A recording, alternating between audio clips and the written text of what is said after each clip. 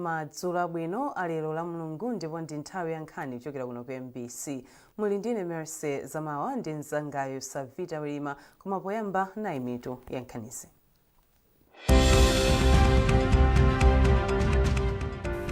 Boma lapempha abwenzi a dziko lino pachitukuko kuti apitirire kuthandiza polimbikitsa maphunziro apamwamba mdziko muno. Ochita kafukufuku wa zaumoyo awapempha kuti azipanga kafukufuku yemwe angathandizire kutukula ntchito zaumoyo mdziko muno. Ndipo mipingo ayipempha kuti ikhale patsogolo polimbikitsa ndi kuthandiza abambo pa nkhani za malingaliro angwiro.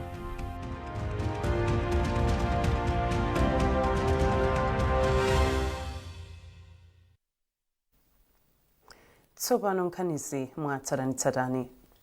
Boma lapempha abwenzi ake pachitukuko kuti apitirize kuthandiza dziko lino polimbikitsa maphunziro apamwamba mdziko muno. Nduna ya za maphunziro a Bright Msaka ayankhula izi m'boma la Dowa pamwambo opereka zipinda zophunzirira 13 zomwe bungwe la Let's Build Foundation lamanga msukulu za sekondari zoyendera m'bomalo. Glory Chinyanga walemba ripoti lomwe akwerenga ndi Helix Manemba. Polankhula pa sukulu ya Simbi m'boma la Dowa, Amsaka anati kukhazikitsa kwa maphunziro aulere a sekondari kwachititsa ana ambiri kubwerera ku sukulu, zomwe zikuchititsa kuti chiwerengero chikhale chokwera choncho pakufunika zipinda zophunzirira zochuluka. Iwo anafotokoza kuti kumanga kwa zipinda zatsopano zophunzirirazi ndi bungwe la Let's Build Foundation zikugwirizana ndi masomphenya aboma ofuna kulimbikitsa maphunziro mdziko muno. Iwo anatsindikiza kuti boma liyesetsa kuti sukulu zonse za sekondari mdziko muno zikhale ndi malo ophunzirira abwino kuphatikizapo malaboratory, chifukwa izi zimathandizira kuti ana achite bwino pa maphunziro awo. Ndigwirana manja ndi IMP yakudera kuno komanso a headmaster ndi atsogoleri a maphunziro kuti sukulu iyi ndi sukulu zina zonsezo zikhale zokwanira. Panopo sitinganene kuti sukulu yakwana ina iliyonse ngati sili ilibe zinthu zimenezi: library, laboratory ndi computer laboratory so zonsezi tionesesa kuti pano zikhalepo. Ndipo mkulu wa bungwe la Let's Build Foundation muno Malawi, a Ruth Kawale, anati atachita kafukufuku wawo anaonetsa kuti boma la Dowa ndi limodzi mwa maboma omwe amasowa thandizo la zipinda zophunzirira zoyenerera. Unonso anatiuzaso zofuna zawo tanakhala tikuyendera masukulu ambirimbiri tinapanga ngati site assessment ndi limodzi ndi ku district wa district council ku Central East Education Division ndi tinasankha masukulu ndi boma. Masukulu amene anekera kuti timange kunoko alipo 32. So pano padangopita 7 Julayi tiyamba atatu ena ndiye kuti chiteka nalipo. Mphunzitsi wamkulu pa sukulu ya Simbi CDSS a Clemson Kachipala anafotokoza kuti sukulu yawo inali ndi mavuto akulu chifukwa ana amaphunzirira m'makalasi omwe amapereka chiopsezo zomwe zimachititsa kuti ambiri adzijomba. Ndinali vuto lalikulu kuti ino ana athu amaphunzira m'maklasi yosakhala bwino, maklasi amene amapereka chiopsezo kuti nthawi iliyonse akhoza kusasuka, maklasi amene amadontha mkatimo muli zima potholes. Koma tsopano tikuona kuti uwu ndi mdalitso wabwerawo zilimbikitsa ana kuti adzibwera ku sukulu kuno. Even aphunzitsi akhaso olimbikira kuti aliyense amafuna amagwira ntchito malo yosamalira. Let's Build Foundation inayamba mchaka cha 2021 m'Malawi muno, ndipo yamanga zipinda zophunziriramo komanso zimbuzi zoposera 50 m'maboma awiri mchigawo chapakati. Unduna wa zamaphunziro wati nkofunika kuti adindo mdziko muno agwiritse ntchito gawo lina la thumba la ndalama zachitukuko cha m'madera la CDF pothandizira ndondomeko ya maphunziro a P-class komanso odzera matablet a BEFIT. Mkulu woona maphunziro m'boma la Mwanza a Hendrik Silikeke anena izi pa msonkhano owunika zokhuza ndondomekozi m'boma ladetsa. Tindi zambiri mu ripoti ili la Lonjezo Nsodoka lomwe akwerenga ndi Margaret Mapando. msonkhanowu cholinga chake chinali kufuna kuwunikira komanso kudziwitsa adindo osiyanasiyana momwe ntchito yopereka maphunziro kudzera m'matabuleti a BEFIT ikuyendera kuti adindowa afotokozerenso ena m'madera awo. Adindowa anafotokozeranso zokhudza ndondomeko ina ya maphunziro yotchedwa P-class yomwe pakali pano boma likuchita moyeserera msukulu zochepa mdziko muno. Ndondomekoyi ili ngati gawo imodzi yodzala maziko abwino amaphunziro kwa ana a zaka zisanu powakonzekeretsa asanayambe standard 1. Poyankhula pamapeto pa msonkhanowu Alekeke anati ena mwa mavuto omwe amakhalapo msukulu za purayimale ndikamba kuti ophunzira amalephera kupeza maziko abwino pa maphunziro awo. Iwo ati pofuna kuthana ndi mavutowa boma ndi thandizo lochoka ku mabungwe ena linayika ndondomeko zosiyanasiyana monga BEFIT komanso P-class kuti ophunzira azipeza maziko abwino m'makalasi ang'onoang'ono amaphunziro awo. Kumana ndi ma MP, ma councillors ndi magogochalo tinafuna kuti amvetse zinthuzi ndipo pa maplan awo pa constituency level pa ADC level azitha kuyikamo ma program awo kuthandiza za BEFIT komanso kuthandiza za P-class mdedza muno. Chifukwa foundation learning ndiofunika ana aja akaphunzira bwinobwino kuchoka ma lower classes ndikuti kutsogoloko azikhala kuti akugwiritsa ntchito knowledge imene anaphunzirawo.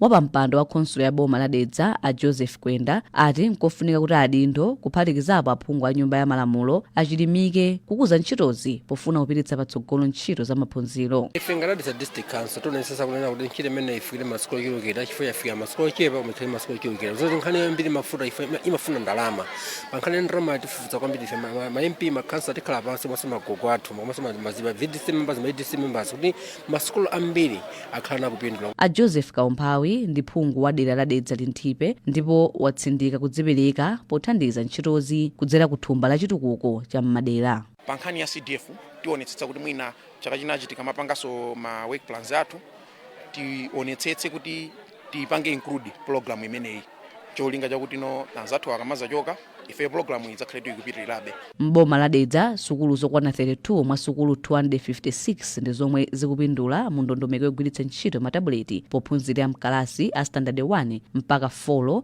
pomwe sukulu 15 ndi zomwe zili nawo mu ndondomeko ya P-class yomwe pakali pano ndiyoyeserera chabe. Ochita kafukufuku wa zaumoyo awapempha kuti azipanga kafukufuku yemwe angathandizire kutukula ntchito zaumoyo mdziko muno. Mmodzi mwa akatswiri a zaumoyo pa sukulu ya ukachenjede ya Liverpool ya ku United Kingdom Alinda Mipando anena izi pa tsiku lona za kafukufuku anamwino pa sukulu ya ukachenjede ya ku Hesse mu mzinda wa Lilongwe. Zambiri mulipoti ili la Austin Fukula. Kaswiri wona zaumoyo komanso ndondomeko zake Associate Professor Linda Mipando wati ochita kafukufuku ngoyamba kumene amavutika kupeza thandizo la ndalama zochitira kafukufuku kamba kosowa upangiro olingana ndi mmene zinthu zomwe dziko lino likufuna. Sechisupa munthu wekha pa iwe wekha umakhala ndi anthu ambirimbiri amene amagwira nawo ntchito limodzi ndiye kuti so anamwino wakhalenso mugulu angapo ndi azinzawo ena amene akupanga nawo work together bwinobwino kumapanga choncho. Chinanso chimene chofunikira kwambiri munthu ukhale ndi integrity pa munthu wako kuti munthu akakupatsa ndalama zoti upangire research upangadi research iyo ipangadi impact life ya anthu umoyo wa anthu sinthadi so zinthu ngati zimenezo zimapangira unati ukamalemba proposal yako icho kaziganizira kwambiri zithandiza unati proposal ja uyilembebe ndi yofunika bwino kwambiri kozi ipanga respond kwa zinthu zimene zochitika mdziko muno.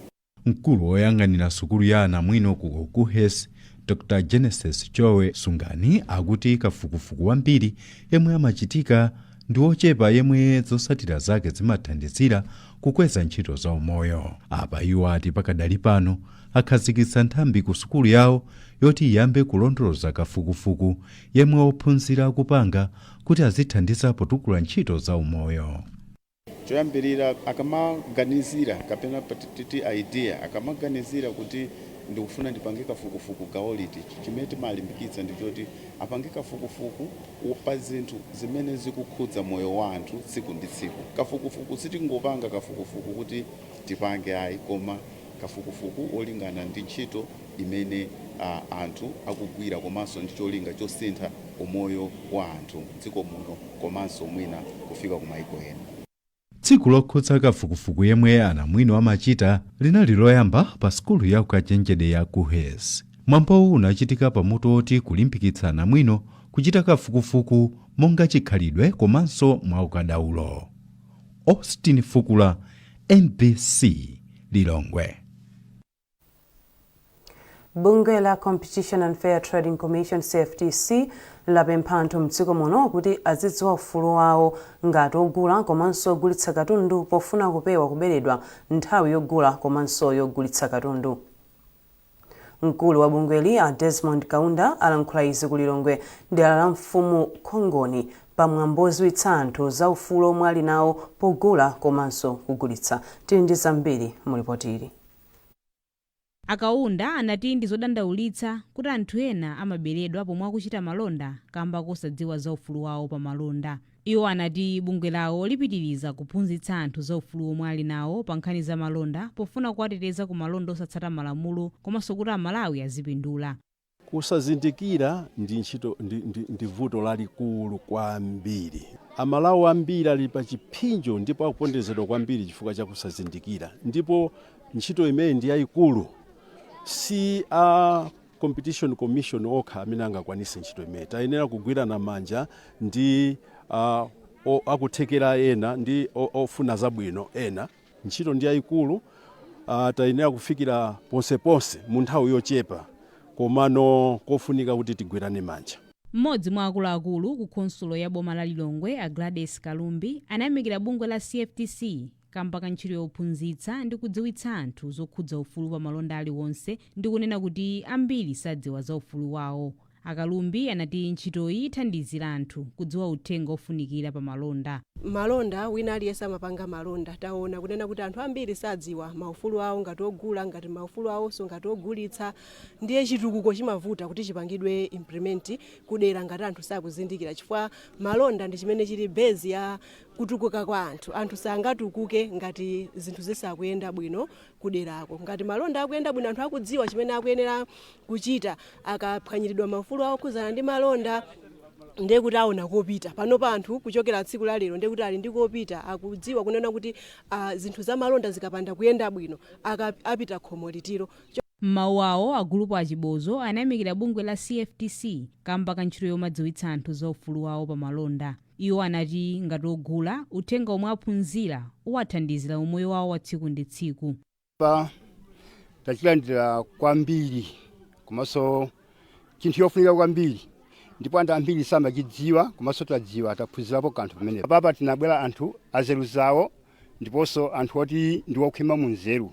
Apapa tialangiza anthu athu komanso madera ambiri aphunzira kanthu fuati tinabwera anthu ambiri panopa kuti ugula kanthu chifukwa chophwanyidwa ufulu si bwino. Bungwe la Competition and Fair Trading Commission CFTC likugwira ntchito pansi pa unduna wa za malonda ndipo cholinga chake ndi kuyang'anira momwe ntchitidwe wa malonda ukuyendera pofuna kukhazikitsa ntchitidwe wa malonda oyenera pakati pa ogula ndi ogulitsa. Mukonera nkhanizi kuchokera kuno ku MBC. Tentonenso mitu yake.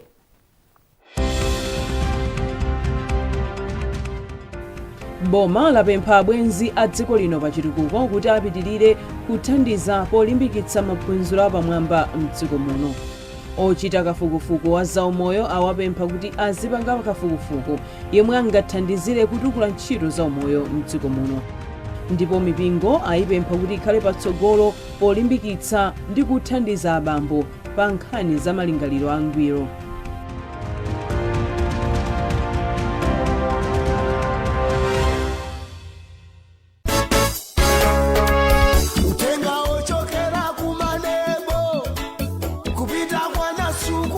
Maneb is reminding all primary school Living Certificate of Education PSLCE, Junior Certificate of Education JCE, Malawi School Certificate of Education MSCE examinations candidates that they will only be admitted into an examination room upon production of a Maneb candidate's identity card which has their face to avoid impersonation. It is the responsibility of all national examination administrators to ensure that all procedures leading to the successful administration of exams are followed. For example, all candidates signing in the attendance register as well as collecting and enclosing all written scripts. Candidates and schools are also being reminded that cheating and any malpractice during examinations is an offense. Any person involved in such misconduct shall be brought to book. MANEB is also calling on all Malawians of goodwill to report all suspected cases of misconduct during the examinations period. Become a whistleblower by reporting all suspected cases of examinations malpractice to your nearest police station or through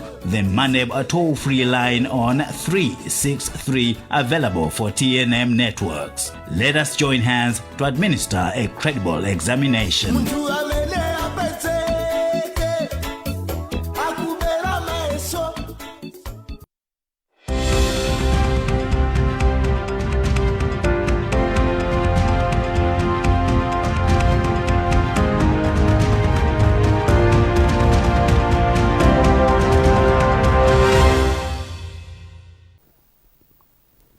Takulandirani mu gawo lachiwiri la nkhani zathu. Bungwe lakumasula nkhawa momasuka ku nkhamo lomwe cholinga chake ndi kuthandiza abambo kufotokoza nkhawa zawo momasuka alikhazikitsa m'boma la Blantyre. Arthur Chokoto akufotokoza zambiri mu ripoti ili. Zochitika zokhazikitsa bungwe la kumasula nkhawa momasuka ku nkhamo zinayamba ndi ulendo wa ndawala kuchoka pa Maserema kupita ku Country Club Limbe komwe kunali zochitika zosiyanasiyana. Malinga ndi mtsogoleri wa bungweli a Dave Malamya akonza ntchito zosiyanasiyana kuti afikire anthu mdziko lonse lino ndi cholinga chochepetsa mchitidwe wodzipha mwa zina. Uthenga oti Amalawi adziwe ndi oti ifeyo tabwera andi cholinga chathu chimene tabwerera tikhala nacho. Andi mwina tsiku lina ndizafotokoza bwino mmene bungwe limene lili ma structures zake zingazala titazakhazikitse kuti bungwe lisazakhale lisazathe lizangopitirira. Nkhawa ndi zambiri zimene talandira komano chifukwa chokuti sitinayambe kwenikweni kuthandiza koma tayika anthu pa pending amene tikhoza kuwathandizira kuti tiyasakire anthu oti athandize bwinobwino chifukwa ifeyo ndi anthu chabe akuluakulu a bungweli koma anthu amene amathandiza mavuto alipo osiyanasiyana. Kuli madokotala amathandiza mavuto ena, malawyers amathandiza mavuto ena, anthu awa azipembezo amathandiza so mavuto ena. Mmodzi mwa madotolo ona za ungwiro pa maganizo a Dr. Precious Magina ati kukhazikitsa kwa bungweli ndikofunika kwambiri pa ntchito yolimbikitsa umoyo wabwino pakati pa nzika za dziko lino. Ndirofunika kwambiri chifukwa tikamaka nkhani ya umoyo wa m'malingaliro, mental health pa chizungu. Timaona kuti ili ndi ngati ngodya zingapo. Ngodya yoyamba ni nkhani ya kupanga promote kapena kutukula nkhani za umoyo wa m'malingaliro komanso nkhani yopanga prevent kapena kupewa kuti anthu asafike pozipha kapena kudwala. Ngodya zina ndi zimene zimakuzana kwambiri ndi anthu achipatala mwachisanzo kuti munthu chaudwala timpase ngati chithandizo mankhwala kapena counseling.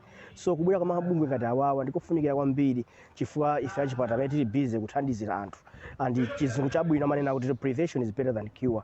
So tikatukula kuti tipewe mabungwe ngati amene akumabwera kuthandizira nkhani ya kupewayi ndiye kuti nkhani yothandiza yachipatala ikhala yophwekera kwambiri. So tianyadire kuti abwera ndipo ife ngati mbali ya chipatala tigwira nawo ntchito.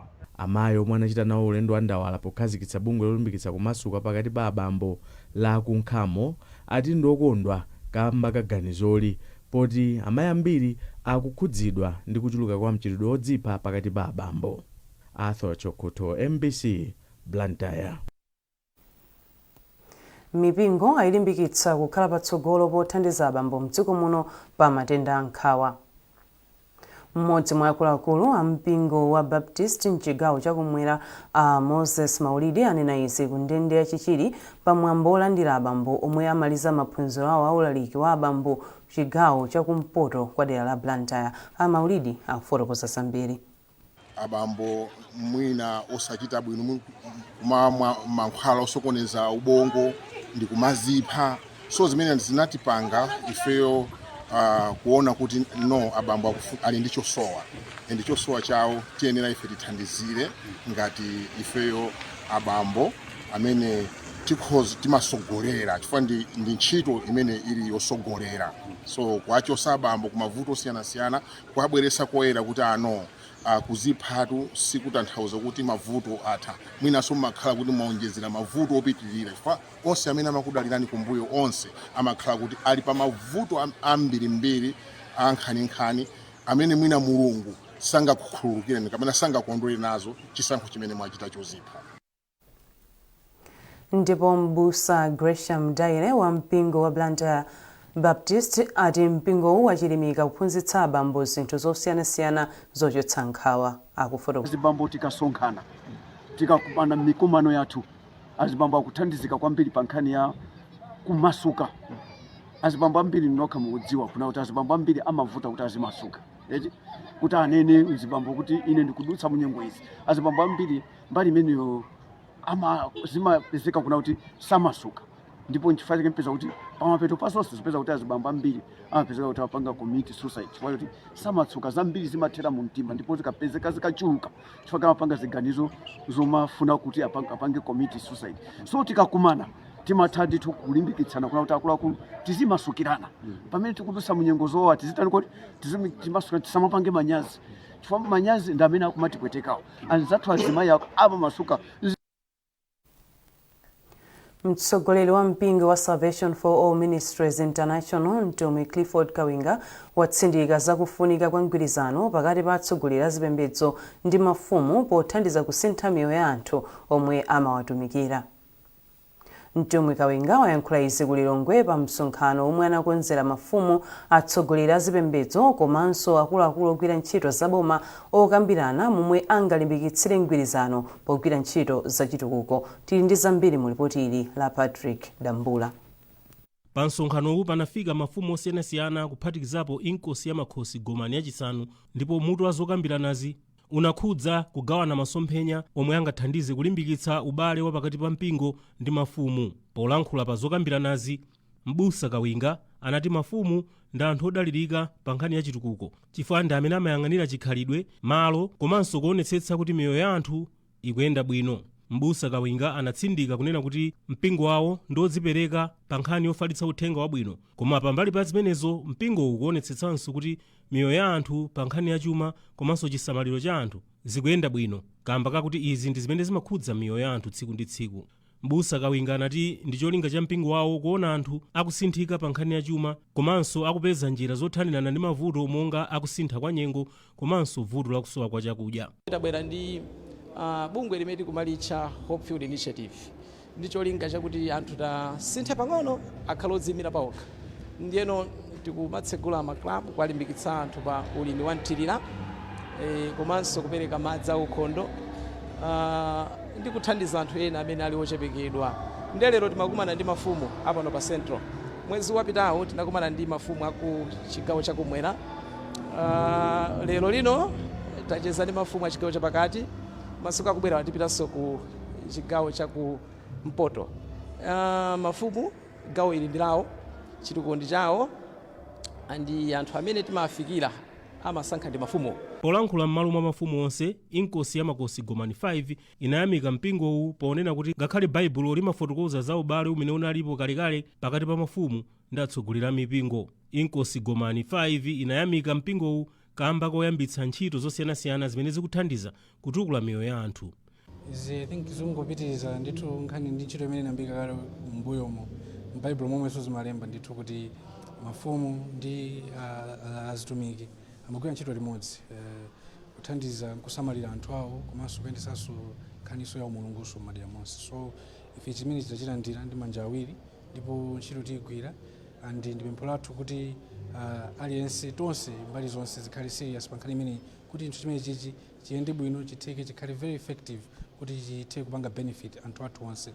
Malingana ndi Mbusa Kawinga, mpingo wawo wafikira anthu okwana 10 miliyoni mdziko muno ndi thandizo la chakudya komanso powafikira pa nkhani ya uzimu. Lachisanu lapitali Mbusa Kawinga anakayendera bambo wina wa zaka 55 yothamu mkokoko wa m'mudzi mwa Thunduzi mdera la mfumu yayikulu Chauma kudedza. Amenezi walo zawo zina zidasiya kugwira ntchito ndipo akhala ali chigonere kwa zaka 29. Mbusa Kawinga adamangira nyumba bambo ameneyu zaka 5 zapitazo ndipo anapita kukaona mene zinthu zilili. Tsiku la lero mwachidule nene kuti palibe china koma kupitiriza zimene Salvation for Ministries zimachita. Timafikira magawo atatu a moyo wa munthu, thupi, moyo, mzimu. Chikhristu chenicheni ndi chimenechi. Yotam akulalikira miyoyo yathu kodutsa mu utumiki wa utumwi, wa uneneri, wa uphunzitsi ndi utumiki uliwonse umene tingautchule chifukwa paokha. Yotam ndi mtumiki amene akutumikira anthu.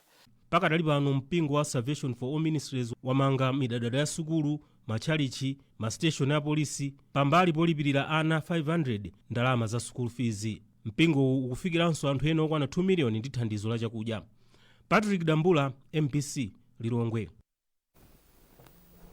Akuluakulu a konsolo ya mumzinda wa Blantyre atsindika kufunika kosintha maganizo posamalira chilengedwe mumzindawu kuti adindo akwanitse kulimbana ndi matenda otsegula m'mimba kuphatikizapo akolera yemwenso wayambiranso kufala m'madera ena a mumzindawu. Mmodzi mwa akuluakulu ku konsoloyi Alonex Kasiya amayankhula izi nthumwi za kampani ya Ethos zitakasesa mumzindawu. Mavuto amene timakumana ndi kumagwira ntchito timakumana ndi mavuto kuti anthu ena samamvesesa zimene ife timawuza andi tikusesa koma yonse akubwera ndi zinyala kuzaponya malo amenewo. Mavuto amenewa ndi amene tikumana chifukwa choti si anthu ambiri amene amadziwa za ukhondo komanso si ndi anthu ochepa amene amadziwa za ukhondo. Ochuluka ndi ameneno samachita bwino kumbali ya zinyala.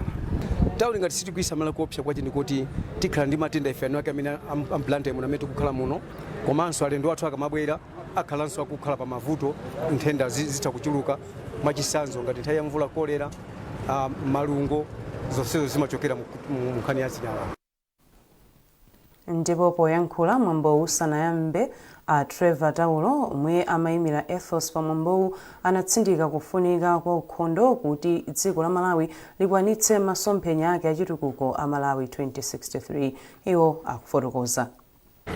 Ngati achinyamata ngofunikira kwambiri kugwira ntchito ngati imeneyo kuti timakongolesa mzinda wathu komanso motere timakhala tupewa zinthu ngati matenda akolera, for example hantavirus imene imapanga spread ndi makoswe choncho tikhala tapewa makoswe. Hantavirus Malawi kuno tikhala taipewa kuti tikhale ndi Malawi wabwino watsogolo tizafike vision 2063 manenedwe ja tukenera tiyang'ane patsogolo ife achinyamata 400 meters akhalepo. Nenga tisitiyamba panopo kukhazikitsa chinthu chokuti ifeyo achinyamata tikusogolera tokha kuti tikhale ndi mzinda wokongola. Kusogolo kuno zizativuta kuti tizangoyambira pakati ndi pakati koma tiyambire kutali kusogoza chinthu chimene chosamalira mzinda wathu. Ndipo mu nkhani za masewero timu ya Mighty Wanderers yabwera pamwamba pa ligi ya FDH Bank Premiership itakantha Chitipa United ndi zigoli zinayi kwa duku pa bwalo la Chitipa. Wanderers yachotsa Silver Strikers pamwamba pa ligi potengera zigoli poti matimuwa tsopano chimodzimodzi Blue Eagles onse atolera mapoint 13.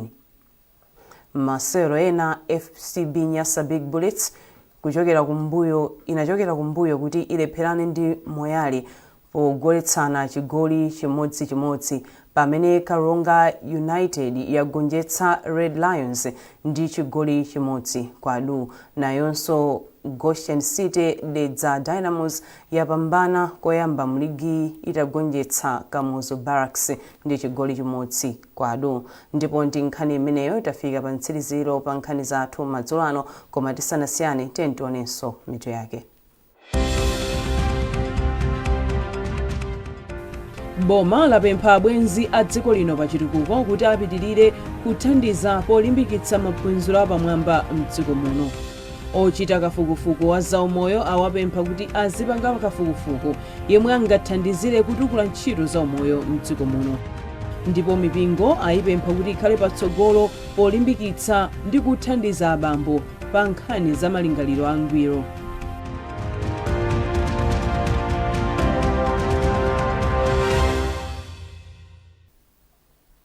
Munali ndine Mercy zamawa ndi nzangayo Savita Wilima tikufunirani usiku wopambana mwakomanonse.